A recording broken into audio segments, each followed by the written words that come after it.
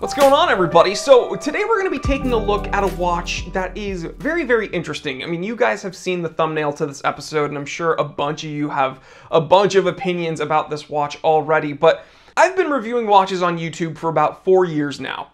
And throughout that period of time, you know, I've shared with you some watches that I personally own. We've spoken about some watches that I'm very interested in getting. And we've even taken a look at some watches that I just downright dislike. But there's another category of wristwatch, and these are the watches that are super interesting to take a look at. They're impressive, not something you see every day, but still something that you probably wouldn't wear yourself, and I think that's what's going on in today's review. It is 12:56 p.m.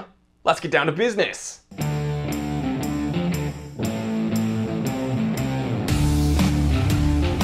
All right, guys, so today in front of us, we have the ZerooTime Co. T2 Archer. Now, you guys are taking a look at close-up shots right now as I speak, but this is a rectangular or square-cased watch, the T2, as opposed to the T1's round case, and opposed to the T3's hairy face.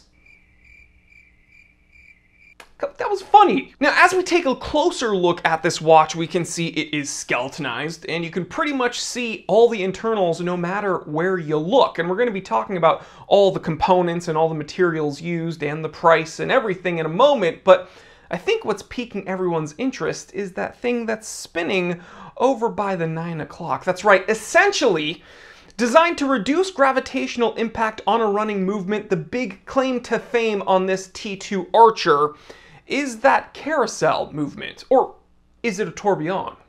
Argue in the comment section. Now, personally, this is the first watch I've ever reviewed with like a fully transparent case, like pretty much, again, no matter where you look, you can see something. Think Jacob & Co.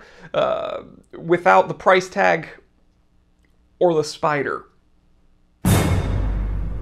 Now, allowing us to look at this watch from all angles would be the sapphire crystals front and back, and then on each side of the case, they're actually using crystal glass. Now, the metal frame that comprises the rest of the case is 316L stainless steel, so again, pretty standard stuff. This watch is 39.2 millimeters by 47.4 millimeters and about 12 millimeters thick. Now, I know all the marketing on this watch is about that carousel, that tourbillon. I've heard it described both ways, but what really is interesting to me is the dual mainspring.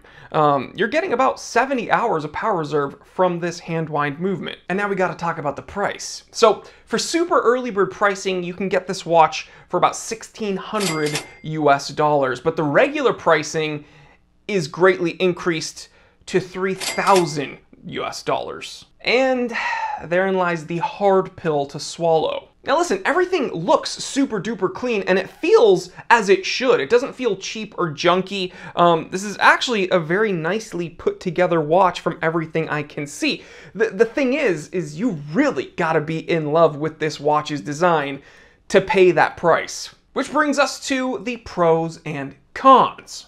Pros. Super clean. And I'm gonna go ahead, take off my Seiko Tuna, and show you what this is like on my 7.5-inch wrist. Another pro is that it actually wears very, very comfortably on the wrist, thanks to this kind of case shape. It's almost molded to your wrist, and yeah, it lays just nice and flat. So here it is on my 7.5-inch wrist. For reference, guys, when I first unboxed this watch, I thought it looked enormous. And it is a bit oversized, but the truth is, it's deceiving because it wears very, very comfortably on the wrist. It's not cumbersome at all. And yeah, again, I think that kind of sloped case shape really lends itself to being a super duper comfortable watch on the wrist. And the final pro I will give this watch is that the packaging, the box is actually very, very nice. How it opens, very sleek and super impressive. But that kind of brings us to a con. Too much added marketing BS.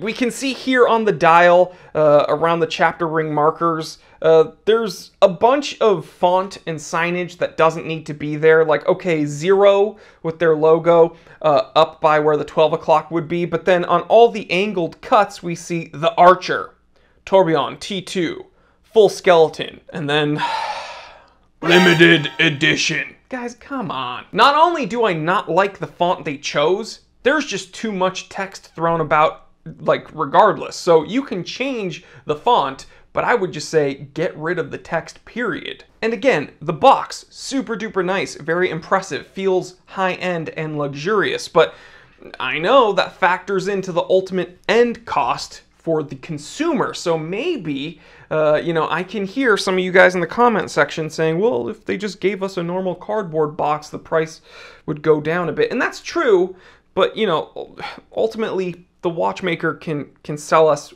what they're going to sell us, and it's up to us whether or not we want to pay that price.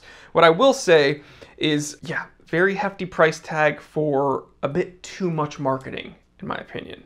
So in conclusion, I think that for someone who absolutely thinks this nailed their aesthetic, for someone who is absolutely in love with everything this watch has to offer, again, dual sapphire crystal, dual mainspring, really nice crystal glass panels on the side of the case, a rectangular case. You can see those mainspring gears on the back there. It just looks very, very interesting. For someone who is really, really interested in this watch with its tourbillon or carousel, whatever you want to call it, then this is going to be a must-have. But for everyone else, this is just going to be something that you really like to look at, but you probably wouldn't spend $1,600 to $3,000 on it. You know, $1,600, $3,000, hefty price tags, in my opinion. Listen, super polarizing, I get it. I'm a very polarizing person in this whole watch YouTuber space.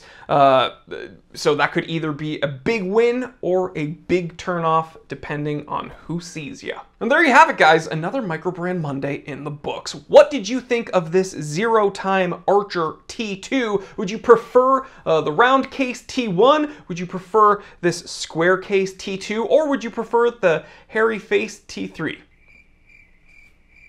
Trying the joke again.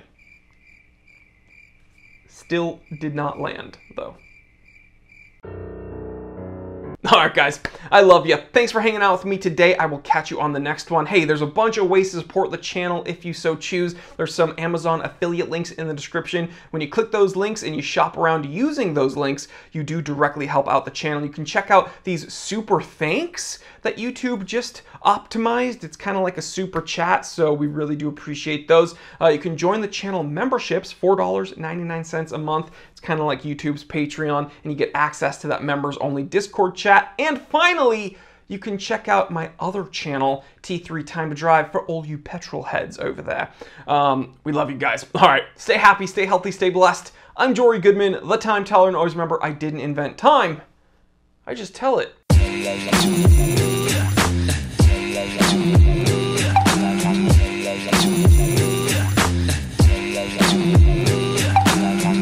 Hello, everybody. So, okay, I almost started this episode off like Jody. Hello, I'm Jody from Just One More Watch, and today we're gonna talk about... Just kidding. I love you, Jody. I'm just kidding.